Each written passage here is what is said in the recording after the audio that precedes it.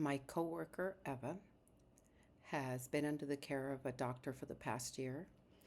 The company which she works for as a preschool teacher only allows her to take 40 hours of sick time and 24 hours of personal time during the school year.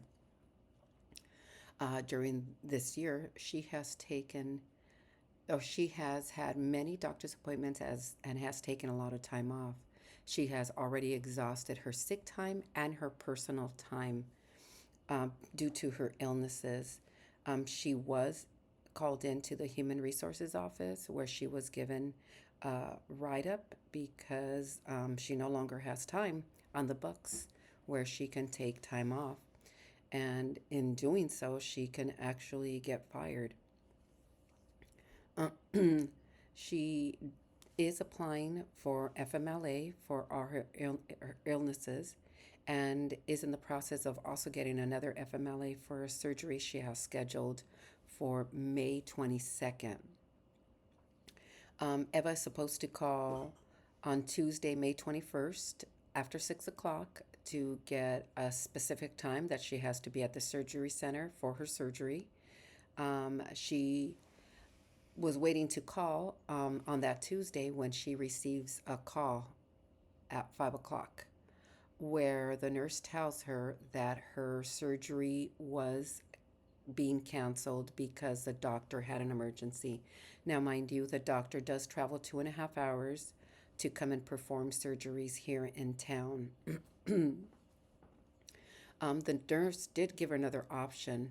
The option was for her to drive to where the doctor practices. That would be the next Monday, and she could have the surgery there.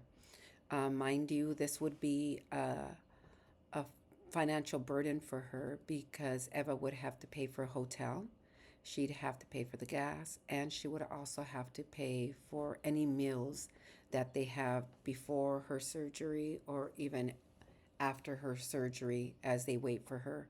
It is an outpatient procedure, so she would have the surgery, hopefully early in the morning, and then she would have to drive 2.5 hours. She might be in some pain. She was not very happy, when they told her that. Um, she had already requested the day off on Wednesday, the 22nd. So when she showed up at school and one of the coworkers saw her, she asked her, "What are you doing here?" Miss Eva proceeded to tell her that her appointment was canceled, that the doctor had an emergency and would not be able to come to town. She did tell her that they gave her the option of going to where the doctor practices the next Monday and having her surgery.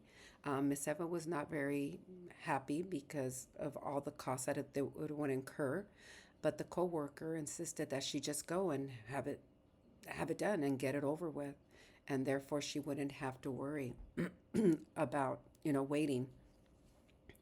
Um, the coworker was not being an active listener. Um, According to Graham Bodie and colleagues, there are four listening styles.